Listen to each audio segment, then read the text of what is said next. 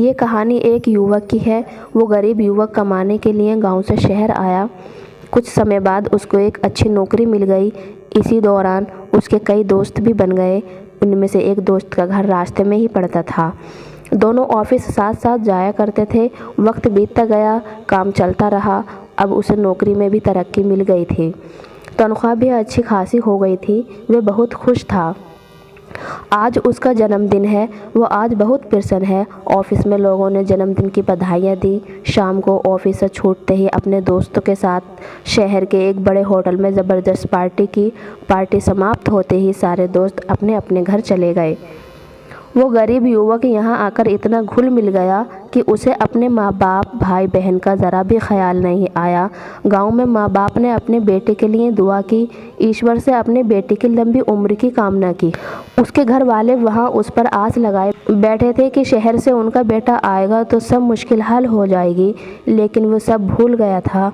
उसे दोस्तों के साथ घूमना, पार्टी करना, फ़ोन पर बातें करना, ये करने के लिए उसे समय था, लेकिन अपने घर वालों की ओर कभी ध्यान नहीं दिया।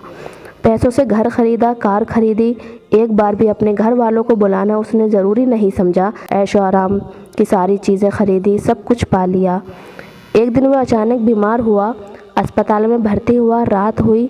दवाइयाँ लेने के बाद डॉक्टर ने उसे आराम करने को कहा। जब वो सोया तो गहरी नींद में चिल्लाने लगा, माँ बाबा, माँ बाबा। रात भर यही चलता रहा। डॉक्टरों ने दवाइयाँ दी, लेकिन असर नहीं हो रहा था। आखिर में सुबह डॉक्टर ने उसके घर संदेश भिजवाया कि उनका बेटा बीमार है और यहाँ हॉस्पिटल में भर्ती है। माँ बाप को जैसे ही पता चला वो भागे चले आए। माँ ने बेटे को देखते ही अपने सीने से लगा लिया। उनको देखते ही उसके स्वास्थ्य में बहुत सुधार हुआ। डॉक्टर ने उसे उसी दिन अस्पताल से घर भेज दिया, मानो माँ बाप उसके लिए दवाइयाँ बनकर आए थे। उसने पैसों से दुनिया की सारी चीज़ें खरीदी। पैसों से दोस्त, डॉक्टर, नर्स, दवाइयाँ, सब कुछ उसने पा लिया। सब कुछ मिला, लेकिन माँ बाप नहीं। पैसा अच्छा जीवन जीने के लिए आवश्यक है, लेकिन माँ बाप या अन्य कोई रिश्ता भी बहुत ज़रूरी होता है। कमाने के पीछे रिश्तों को गंवाना बेवकूफ़ी है।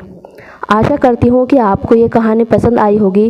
कहानी पसंद आई तो लाइक, सब्सक्राइब और शेयर करें। और इस कहानी से आपने क्या सीखा हमें कमेंट करके बताइए।